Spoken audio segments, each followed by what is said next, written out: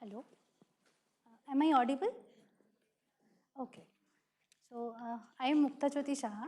I am a postdoctoral fellow at ICTS. I'd like to thank all the organizers for such a wonderful workshop and for giving me a chance to be here and talk about my work. I hope all of you are enjoying this. And so before going into the talk, I'll say a few words about my background. So I come from a very small town named Dinhata, which is in West Bengal. And I started my journey from there. I did my school there. And then I joined Calcutta University as a bachelor student. So I did not know what to do in my life. So I was very interested in physics and maths. Then in the first year of my bachelor's, just like yourself, so it was 2015 and it was a 100 years anniversary of Einstein's general relativity. So there was a workshop held at our college where scientists came from all over the India, and they talked about cosmology and all the mysteries about our universe, and it got me interested into the field. And I knew I wanted to do research, but there was no problem defined in my mind. Then I joined IISER Bhopal as an integrated PhD student, and during my master's, I got interested into the field of theoretical high energy physics.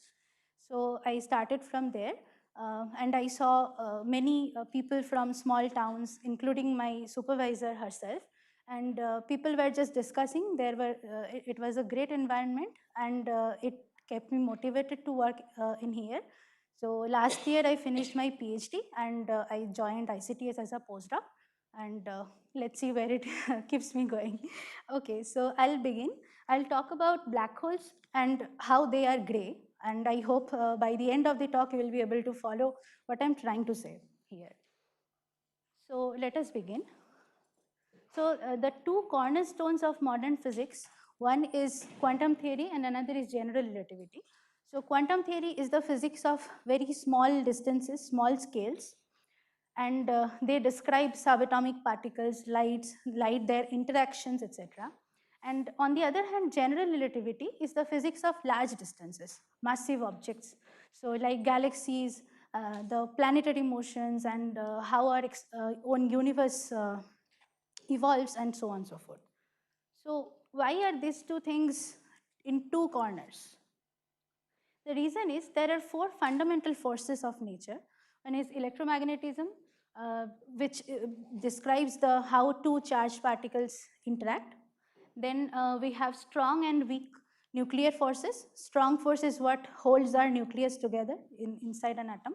And weak force, for instance, describes how uranium is radioactive. Then we have gravity, and I have put these quotations in force because we have understood that gravity is a force. Then we'll now see that it is not. But it is why we say that these are four fundamental forces. Gravity is very weak at short distances. Okay, so the effects of gravity are only visible at very large distances or near very dense objects. Strong and weak forces work at very short distances, so there is a scale separation between how they work. And appropriate physics comes at play depending on which length scales we are interested in. Newtonian physics works well enough in our normal life. That is like the motion of a football or how cars move, etc. So let us begin with some fundamentals about quantum mechanics. And I'll not say any mathematical formulation. These are highly mathematical. I'll just say a few words about how they work. Okay. One interesting thing is that quantum mechanics tells us wave particle dual nature of all subatomic particles and light. Okay. So our Newtonian understanding is that particles are like hard balls, whereas light is like a wave that we can see on a pond or something. But it happened that people tried to do the double slit experiment, where you try to see how waves interfere with electrons, and you would expect to get something like this, that they are just balls, they are going through one of the slits and hitting the screen. But it turned out that they behaved like waves, where you get an interference pattern. So what happened? That means particles can behave like waves or particles depending on the situation. And so is true with light. So in photoelectric effect, it was observed that light actually can behave like a particle, and that particle, the quantum of energy, we call it photon. Another interesting thing is Heisenberg's uncertainty principle, which states that you cannot know what the position and the momentum of a particle is with absolute accuracy simultaneously.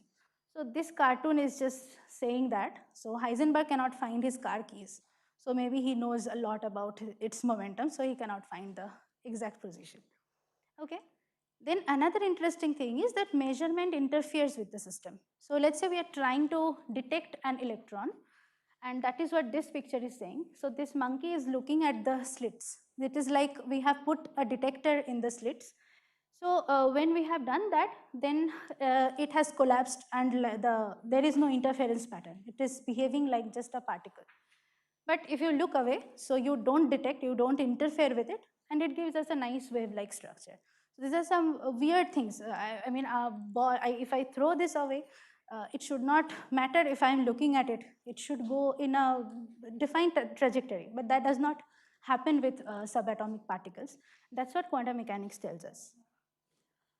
Is there a question? Yeah. Yeah. Here.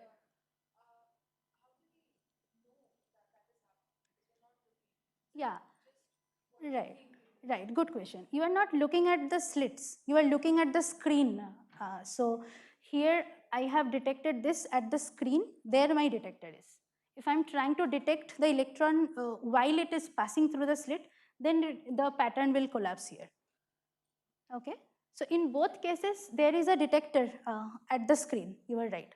But the question is whether there is a detector here or not. Okay. Next, I'll talk about special theory of relativity. So Einstein gave this theory. He told us that it's based on two simple axioms, okay? And he did not consider gravity here.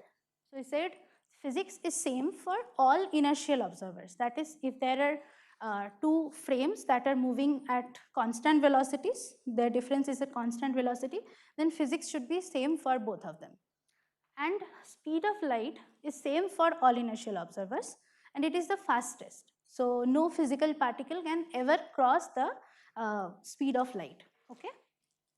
With these two simple looking assumptions or axioms, what you get is very weird.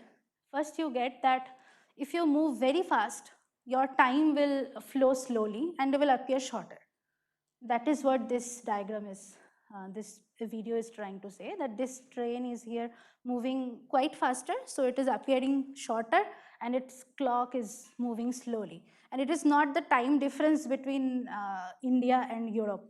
It is like the duration of 1 hour has changed, okay? So what does it mean? That time is relative, time and distance are equivalent. So just like I am here, you are there in this three-dimensional space, I can assign two coordinates, so that I should also assign different times, okay, to me and to you. And it does not matter when we are inside this room, but if in astronomical sense, if we are very far away, then our times will be very different. So we don't live in a three-dimensional space, we live in a three-dimensional space and a time, because that's how that is called the space-time. I need to specify both the location, also the time, okay? And also energy and mass are equivalent. So all these things turns out from these two simple looking axioms of special theory of relativity.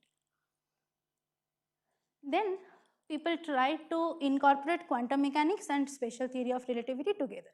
It turned out they needed a different mathematical formulation, which is called quantum field theory. I'll not talk about it at all, but I'll just say something that will be very important for this talk, is that you can create something out of nothing. So what does it mean? Special theory of relativity told us that energy and mass are equivalent. And Heisenberg's uncertainty principle told us that if you know the position too much, you don't know the momentum, and vice versa. So if I try to constrain a particle in a very small space, then its momentum can go crazy. And momentum is essentially energy, right? Then I invoke special theory of relativity. So if you have more energy, you can create more particles. You can create mass, right? Then particle number is not conserved. In fact, our vacuum space-time is not at all empty. There are such processes going on. So there is nothing, there is just pure energy, and two particles are popping up, particle-antiparticle pairs. So these are, both are particles, but they have equal and opposite charges. Okay, they can create and they annihilate at the same time. So this sort of small fluctuations are always going on around us. Now, the formalism of QFT gives us the standard model, which is able to describe three of the fundamental forces: electromagnetism, strong and weak forces. So these three are unified in the language of quantum field theory.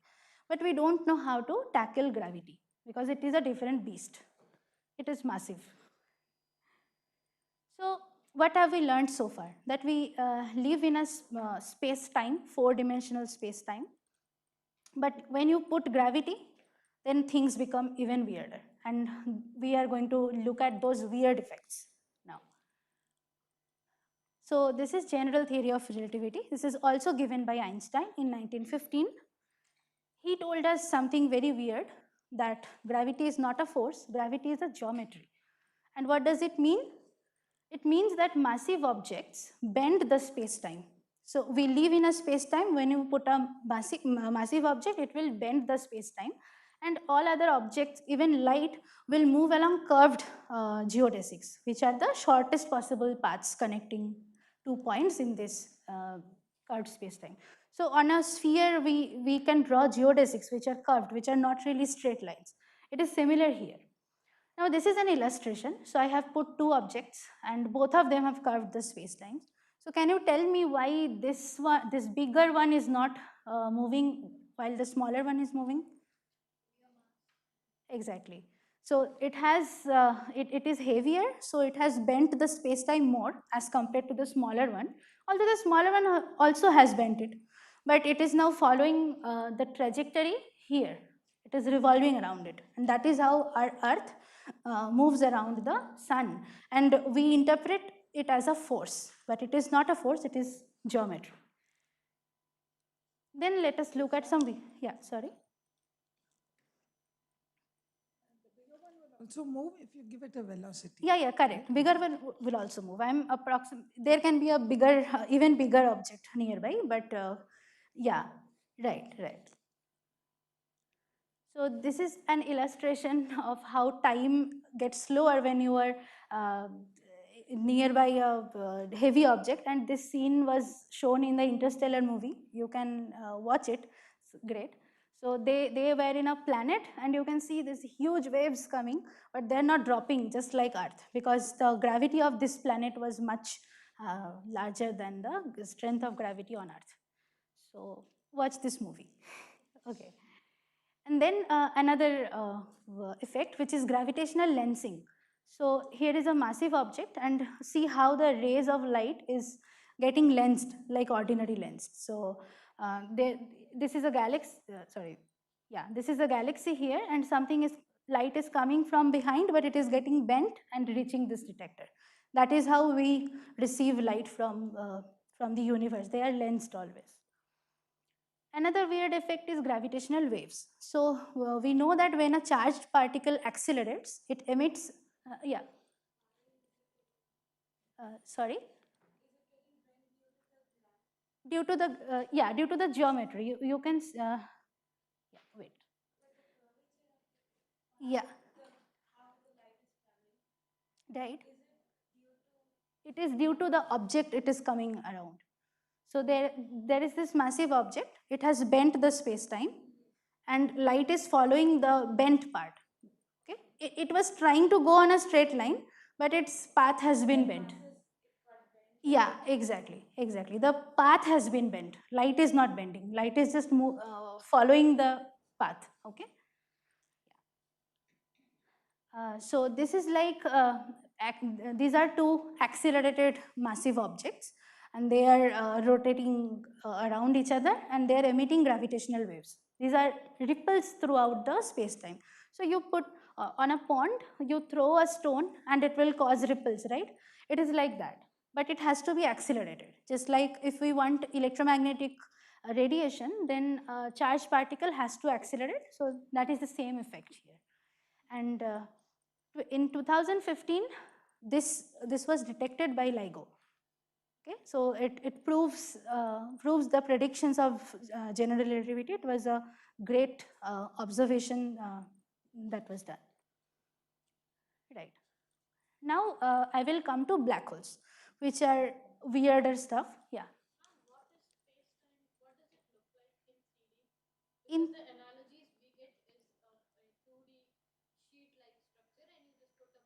right. Right. Good. In while staying. No, it is just a depiction actually. Staying in 3D, you cannot perceive 4D, okay? Because if you are an ant living on a sheet of paper, you would not understand if there is a Z direction or not.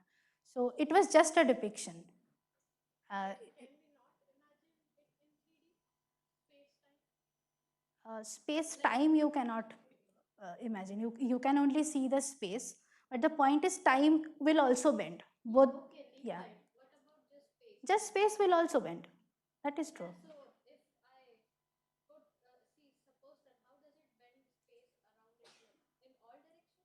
In all directions it will be bent, yeah. That depends on what mass you have put, and that depends, Einstein has given some equations called Einstein's equations. You have to, like those are some set of complicated differential equations. You have to solve those equations to see how space will be bent, how time will be bent. Mathematically that is the case, and this was just a depiction of space-time. Okay, yeah. Good. Yeah.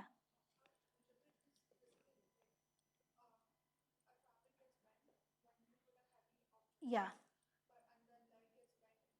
exactly. It is like that. What is, sorry?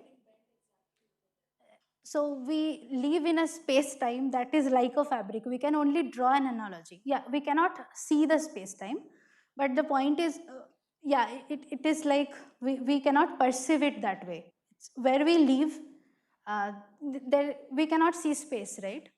It's like that. So we cannot see space-time, but how we are moving, how our planet is moving, that depends on that underlying space-time that we cannot see directly. We can see its effects. Exactly. Exactly true. Yeah.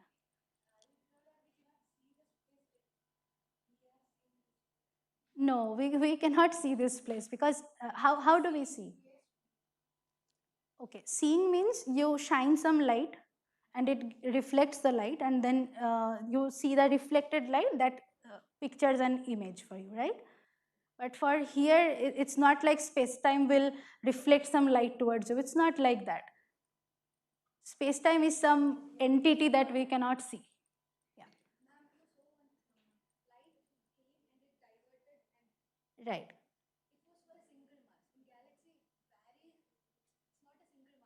Correct. It will depend on how combinedly this galaxy will curve the space-time around it. And then you will draw some geodesics on that. There is a mathematical way to do that, to find what will be the equation and how the light will go. Okay? No, like it is a depiction. It will roughly go like that, but exactly how you have to solve it. The bends will be like that only, but exactly at what angle it will bend from its starting point, that depends on the details of the mass that you have put. Okay. Yeah. Is time a geometry? Space time combinedly is an entity that is getting bent. Yeah.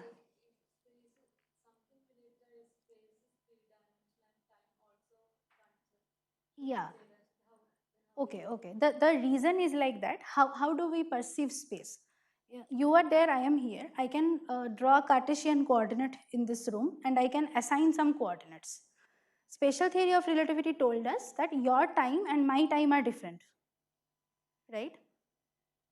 It told us that time is not constant for everybody. Time is relative. So if your time and my time is different, then I have to also assign 3 Cartesian coordinates and a time, right? It's like in that way. It's mathematically, it is 4-dimensional. And we call this entire, you think time as another axis of a Cartesian coordinate, and that entire being is space-time. Just called that. 4, yeah. 3 spatial directions and time. And spatial relativity told us that time and distances are equivalent. Okay? Our times are different. So we have to assign that. Yeah. No. Yeah.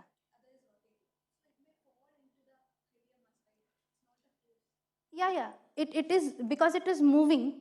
If it stays stable there, it will definitely go toward the bigger mass. But it is moving. It may fall, depending if you change the velocity, if you perturbed it, if it may go away to infinity or it may fall into the star.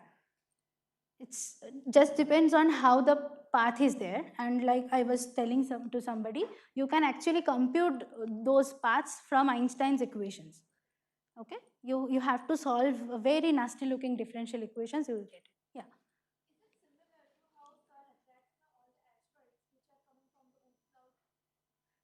Right. Yes. Yeah, it will depend on the initial conditions. When we solve an equation, there we put some initial conditions, right? And so there are parameters into play. It will depend what path it is following. There can be multiple paths.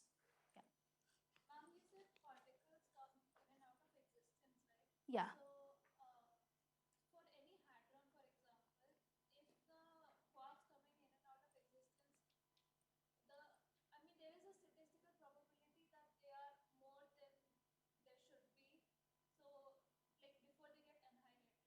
Okay.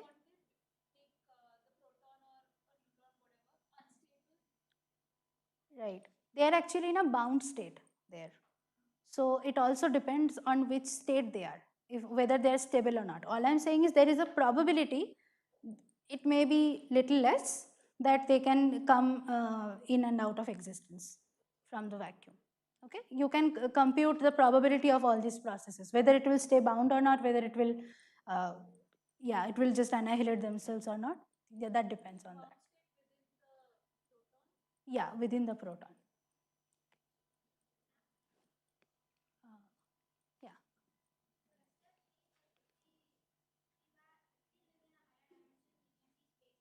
right.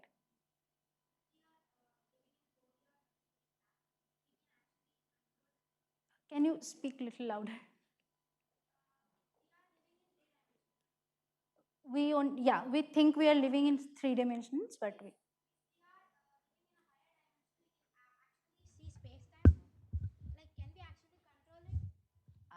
no, you cannot see time. It's just like if I live on this,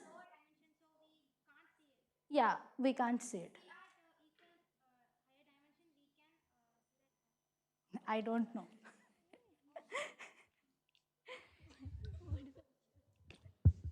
Ideally, you should not be able to see time, but we are lower dimensional beings. Yeah.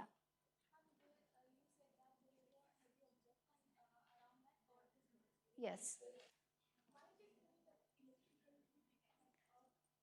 Again, you have to solve the equations to see which path it should follow.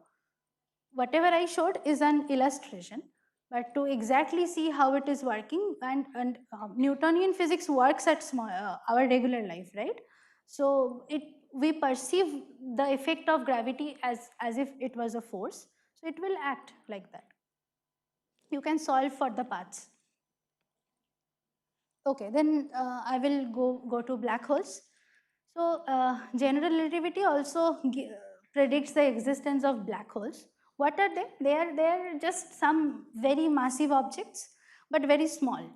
Okay, so they are very dense. They are so dense that the curvature around them is very big.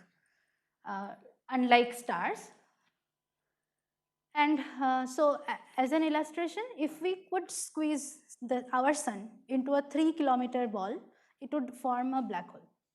Okay, around 3 kilometers. You can, how I got this number is from an equation, but it is how it is. So from any mass, we will be able to find a particular radius of a ball. If you try to squeeze all of the mass into it, it will form a black hole. In fact, Chandrasekhar gave us some bounds on such masses, that if you have a very massive star, he has given a bound. And as you all know, that stars run with their fulls.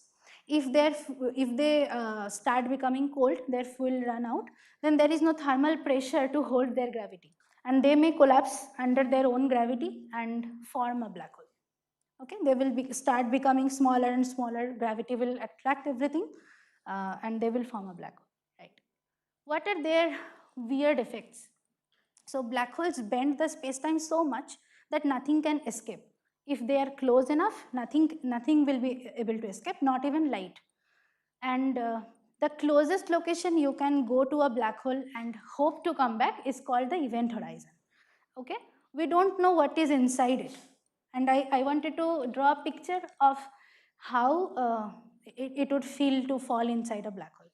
So if you were in this spaceship, this spaceship is going towards the black hole, it would not feel anything special around the event horizon. It will be just like anything. But the gravitational pull at the tip and at the tail will be so different. There will be a high gradient. Tip will be pulled way in a strong way than the tail, that it will stretch like a spaghetti, and so you will die. We don't know what will happen if you were going there. So the subatomic particles will live. They will live, but they will not live to tell the tale. So because they cannot send any light back, right? Somebody was asking, how do we see things? So we shine light and we see the reflection. And here, from inside the event horizon, we cannot get any light. So we don't know what is actually there. Is it like a star with radius of that event horizon? No, we don't know. The answer is we don't know, because simply we don't have any information from inside. Yeah. Yeah. Again, it has bent the space-time so much. It's like you are at the cliff of an edge and you are going downwards. It's like falling into a well, and that well is very steep, so you cannot climb up. It has just bent the space-time. You will feel like there is a force, right? You will feel like that. But it is just a deep well. Now you can do a fun calculation. You know how to compute escape velocities, right? We were taught in classical mechanics that if you want to leave the surface of a star, what is the escape velocity? So you can take the mass of the sun and the radius that I gave you, around 3 kilometers, and you can try to compute the escape velocity. So it is like modeling the black hole as a star. It is not true, but classically you can do that calculation. You will see that the escape velocity will be larger than the speed of light. So you cannot hope to get out, okay? If you are a physical particle, you cannot move faster than that. So that sort of effect happens here. So don't go near a black hole, that I would say. Then there is a saying that black holes have no hair, because we don't, yeah.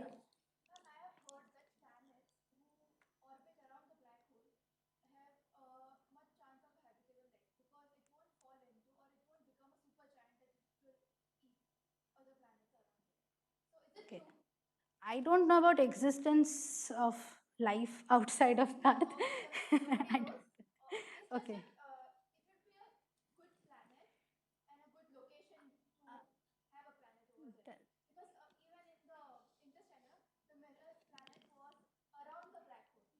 Okay. Yeah, that is not a good. I mean, the entire movie is not entirely correct, so I don't know. Sorry. Yeah. No, there is no biological reason to think so. Nobody knows. I can only say the planet should not be closer to black holes as that this spaghetti happens. I can only say that much.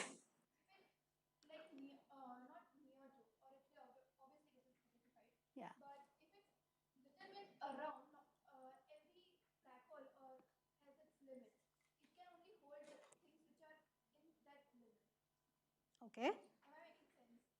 Actually, I don't know about life. There is seriously there is no biological reason for why they showed it. It's not known. Okay.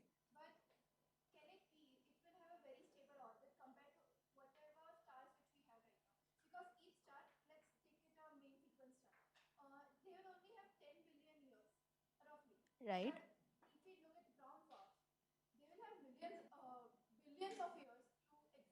Okay.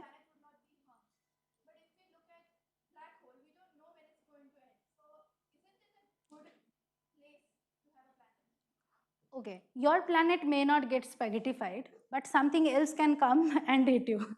So it's not, the universe is not just black hole and the planet, right? There are more stuff.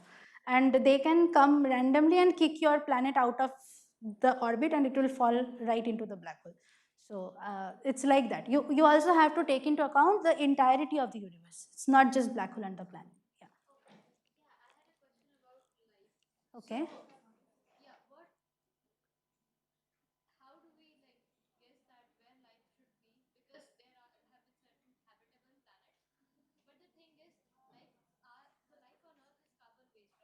Yeah. Okay. Sorry, I don't I don't know an answer to that question. I'm sorry. I don't know. Okay. Okay, so maybe we can come back to black holes. So since we don't know what is inside, we can only know that they can have mass, charge, or angular momentum. So they have no hair. That's it. As if they have no structure.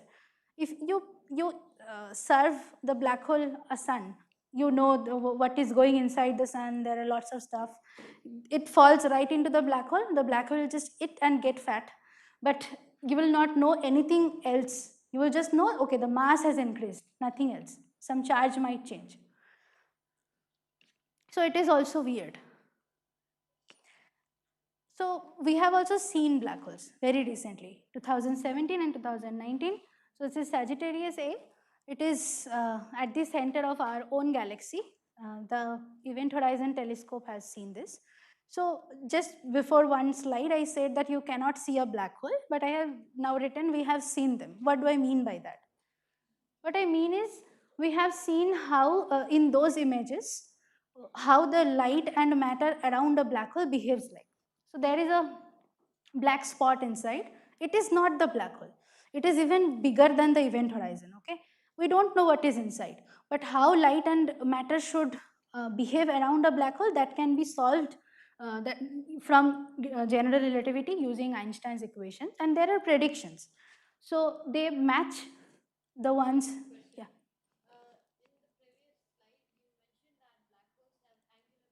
Yeah.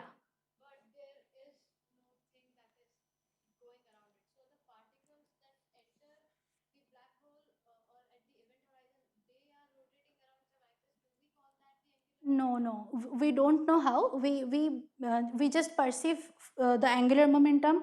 If you are outside the event horizon, so you will start falling into the black hole. But if you start moving and rotating, right, then you can stay at a particular distance. Now there is an effect called frame dragging, okay, which basically tells you that how you are getting dragged around the event horizon, and from that you can compute that it is like a rotating body. And yeah, yeah, yeah. From there you will see that, okay, yeah, okay. So this image confirms that, yeah. Yeah, we can. So these are the I don't know exactly where the accretion disk is, but we see the motion of the particles and light around it and how they are behaving. They cannot behave in this way if there was a star inside. That is the point. Then you match with the predictions from GR, and it confirms that it is a black hole. Okay. Yeah. So good, we have seen black holes. So they are not just some theoretical curiosities. They are present in our own galaxy. Now let us ask this question. if matter or light falls into the black hole, I am throwing a sun, okay? Inside there were some structures, there were particles moving, doing weird stuff, so it had some entropy. And it went into the black hole. Then in our perceivable universe, then did the entropy decrease? Have we violated second law of thermodynamics? These two gentlemen, Bekenstein and Hawking, said no. Because black holes have such strong gravity, you also have to take into account the effects of quantum. I have written quantum field theory here. They did quantum field theory around the black hole. And then they showed that no, second law of thermodynamics is not getting violated. And they have some strong statements why it is happening. So first, how did they did the calculation? Because I mentioned QFT and gravity, we could not combine them. So what did they do? They treated the gravitational field to be classical, okay, and all the matter or light around the black hole, they treated them to be quantum. And so this is a semi-classical computation, okay. Doing this, they told that black holes behave like thermal objects, in fact like black bodies, because they absorb every frequency of light. And they can have temperature, they can have entropy. This entropy is proportional to the area of the event horizon. So if something is falling into a black hole, its event horizon will grow in size and the entropy of the total universe will increase. So second law of thermodynamics is not getting violated. In fact, black holes satisfy all three laws of thermodynamics and zeroth law. So it's really fascinating that black holes are like ordinary black bodies. So is there a statistical mechanics?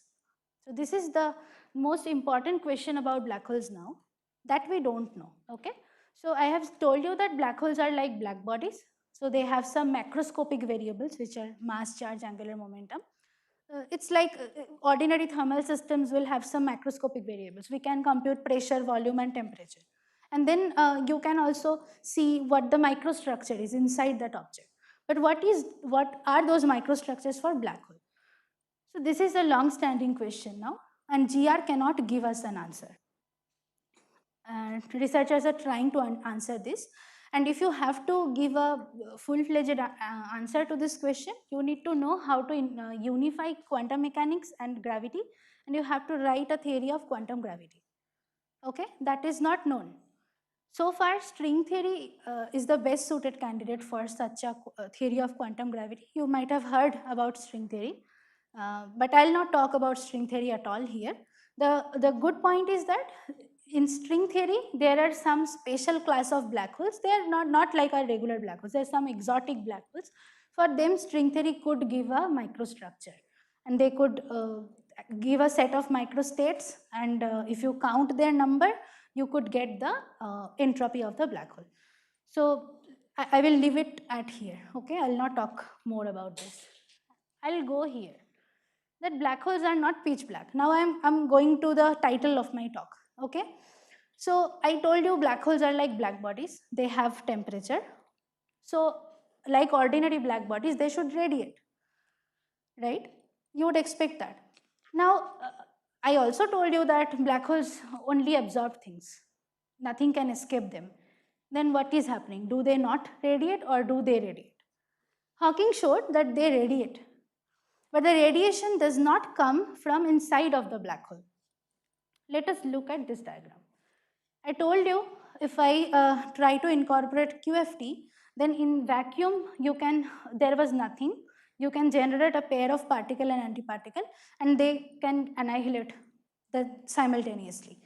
If such a process happens just near the event horizon of a black hole, and because of the spaghetti effect, it might happen that the pair was generated, one of the particles fell into the black hole, but the other escaped to infinity. So this process happened just outside the event horizon, but from far away you will feel like this blue particle is coming from inside the black hole. No, it will behave like a radiation, you will think the black hole has ejected something. Also, this is moving to infinity. Where is it getting its energy? So you have to conserve energy. Then the black hole will shrink in size. So black hole will get smaller. and we have a thermal radiation. Okay, so this property of the radiation is very much like a black body radiation. It only depends on the temperature of the black hole, and that's what we call Hawking radiation. So black holes are not pitch black, they glow very faintly. The temperature is very small, and so it's very interesting that classically it would seem that black holes cannot, nothing can escape from a black hole. But when you try to put quantum mechanics, even not on the gravity, but just putting quantum mechanics for the matter and light outside it, you are getting these bizarre effects that black hole is like a black body. You are getting a thermal radiation. So and black holes are in fact gray. So this is the title of my talk. So they are not pitch black. That's what I mean when I say they are gray. And also the spectrum of this thermal radiation differs slightly from that of the black body. But the key point is black holes emit all sorts of frequencies just like black bodies. Okay. So do you have any questions at this point? Okay. There was a question. Yeah, go ahead.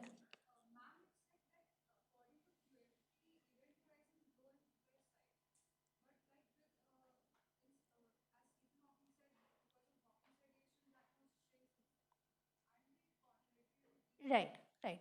Classically, you can, in classical GR, you can see that in any process, event horizon will grow in size. But if you are trying to, quantum mechanics tells us that event horizon area is equal to the entropy of a black hole. Quantum mechanics tells us that it is a thermal object. That input is coming from quantum mechanics. And that input is here when it is radiating. Classically, you can always see that the area will increase. Okay, but when you try to incorporate quantum mechanics, you will see that it radiates and shrinks in size. It has entropy. Yeah, there was another question. Like black bodies, yeah.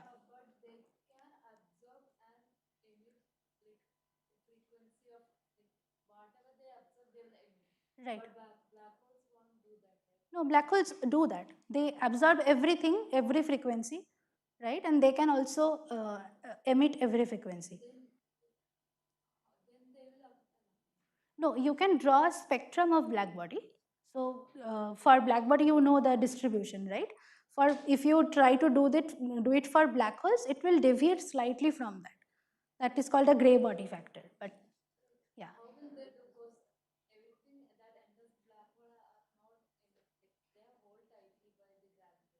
Yeah, yeah. That's why this is the process. So there was pair production just outside the black hole.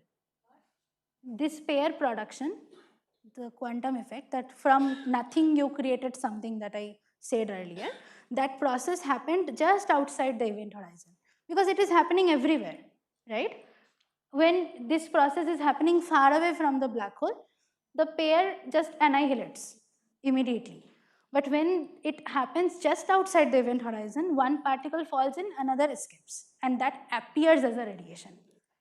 Okay? It's not coming out of the black hole. Yeah.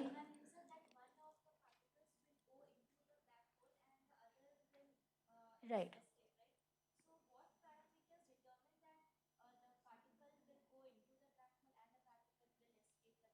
Oh, I'll just give you an analogy. Again, you are, let's say, at the edge of a cliff and there is a seesaw. Okay? You are seesawing. Whoever, the unfortunate human being is towards the cliff and there is a slight nudge, they will fall, no? It's like that. It's just probability. The blue one could have gone into. It's nothing special about them. Okay? Yeah.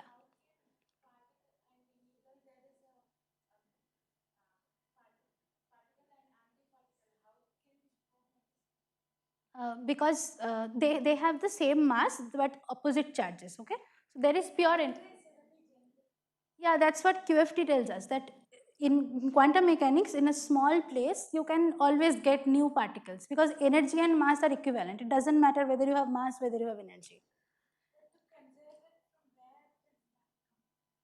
To conserve what? Sorry. Energy and mass are equivalent.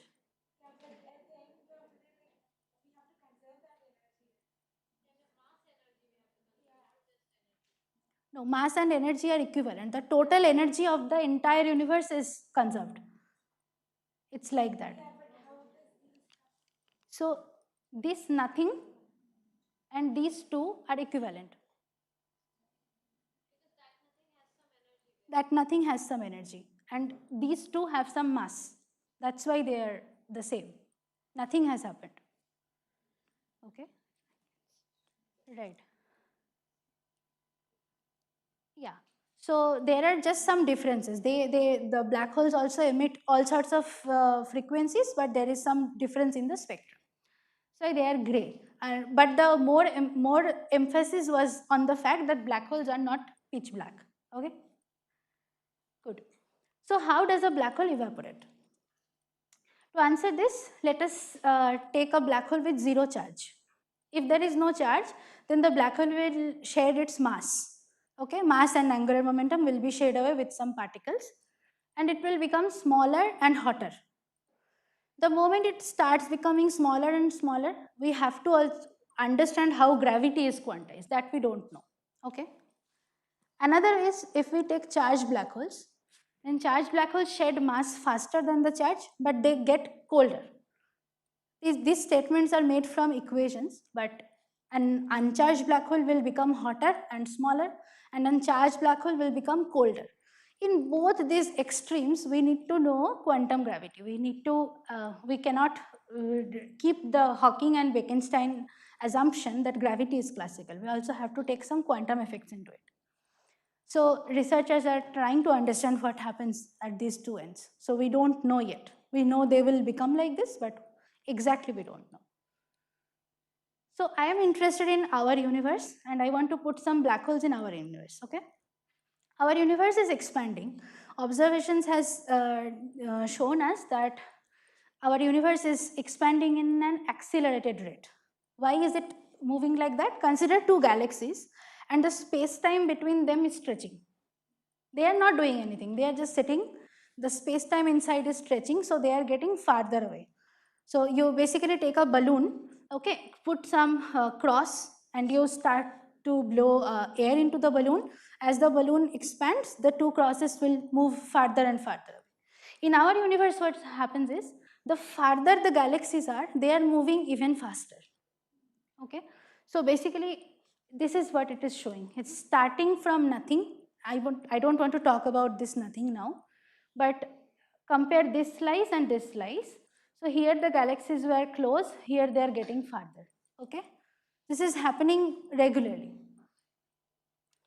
So we have a cosmological horizon. What does it mean? That the universe is expanding so much that we can only observe till a particular point. If we are here, only till this radius can we communicate.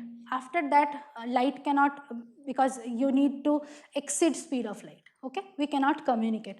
So no light can come from here to here, or we cannot send any light from here to there. So this is called a cosmological horizon, which is the radius of our observable universe. And if you try to do some quantum field theory around it, you will see that they also have a temperature, like black hole horizon, with the same mechanism. So even in our expanding universe, there is first of all a cosmological horizon, which has its own temperature, which has its own radiation. Now can you tell me that, I told you black hole has a temperature, cosmological horizon has a temperature. So if I put a black hole in our universe, what will happen? Our universe is like a thermal bath. That's what I'm saying, right? So what will happen?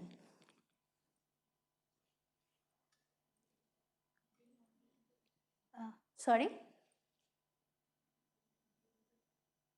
Can you speak a little louder? Will not be able to sustain. So basically they will exchange heat, right? I put a hot body inside a hot bath, and depending on whether the bath has more temperature than the hot body, they will exchange some heat. That's what these guys will do here. Huh? Right. Here? Yeah. Yes. Where does it emit this radiation into? It can go outside or it can go towards us in this picture. Both are possible. Yeah, because this is also our universe. Only if we are here, we cannot communicate. But it is still our universe. The outside, yeah, something is happening, we just don't know what is happening. It is a perfect corner of our universe, we just don't know. Okay? Because we cannot send signals. That's what. Okay. So in our expanding universe, a black hole sits in a warm bath. Okay, and depending on whether the black hole is hotter than the bath, it radiates and shrinks. And what happens is, yeah.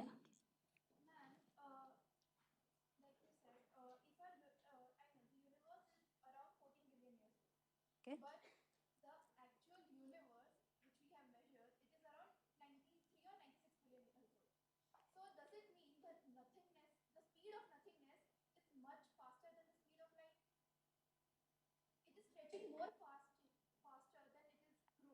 Yeah, you could say that. That's why more and more galaxies are moving out of our horizon. Okay. Yeah.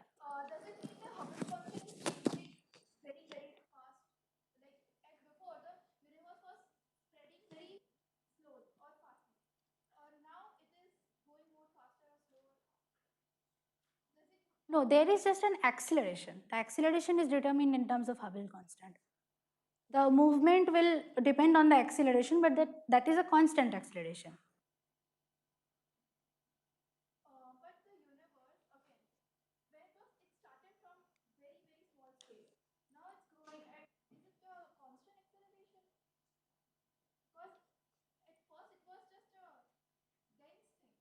Right. Right. Right. Yeah, yeah, you are right. Right. Right, right. Yeah.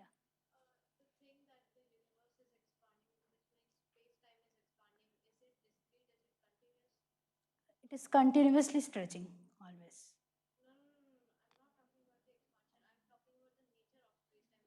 It is continuous.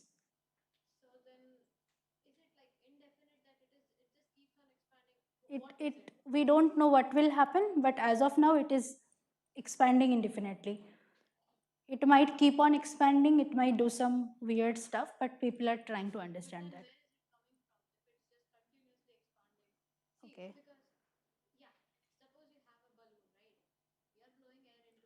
Right. Right. Yeah.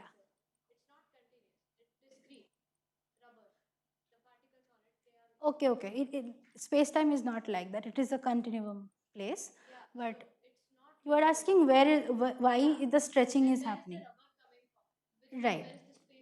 Good question. It is called dark energy. We don't know how, I didn't want to use the terminology here, but we don't know what is causing that. But there is some dark energy that is causing this stretching. Okay? Yeah. Yeah, it's like space-time is getting created if it is expanding. It is getting created. Yeah, stretching is an analogy. Correct. And that creation is happening because of dark energy, which we don't know what it is. Okay. Yeah. So if a black hole is hotter, and always if there are two hot systems, they will move towards equilibrium, right? And it turns out that in our universe, the equilibrium is when there is nothing. There is no black hole. That is the equilibrium. So the black hole, if it is colder, it may absorb some matter from the cosmological horizon, or something or the other. They will go towards the evaporation where there is no black hole, and only thing will be left is our cosmological horizon. Okay, that is how these black holes should evaporate. Yeah. Yeah. Yeah. So I just said if I take a hot body, put it in a thermal bath, okay, then the total system will try to reach an equilibrium. And in this setup, when there is a black hole inside the cosmological horizon, the equilibrium is when there is no black hole. you can compute it. That the black hole has, the black hole is out of equilibrium state. Okay.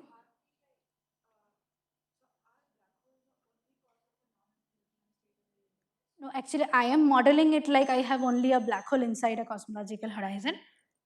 Oh, I'll just take Sumathi. Can I just take 2 minutes? Can I just take 2 minutes and yeah, correct.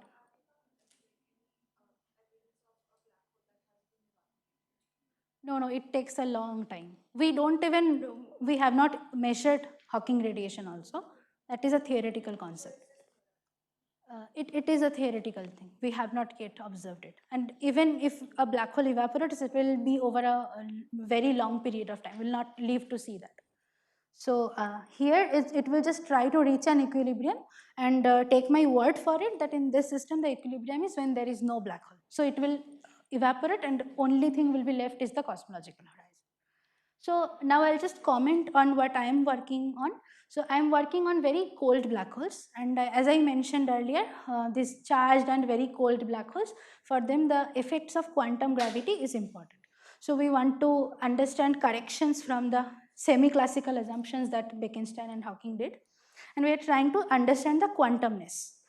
And I'm trying to understand their the effects of that quantum gravity in the thermodynamics of these very cold black holes.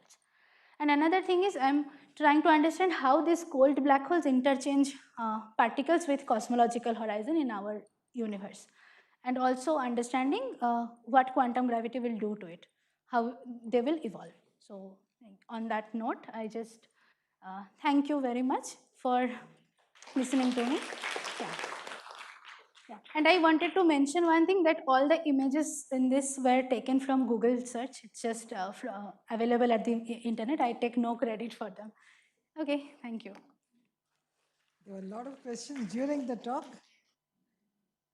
Are there any more questions? Yeah. Okay. If there are no further questions, let's thank Mukajyoti for a very nice talk. Thank you.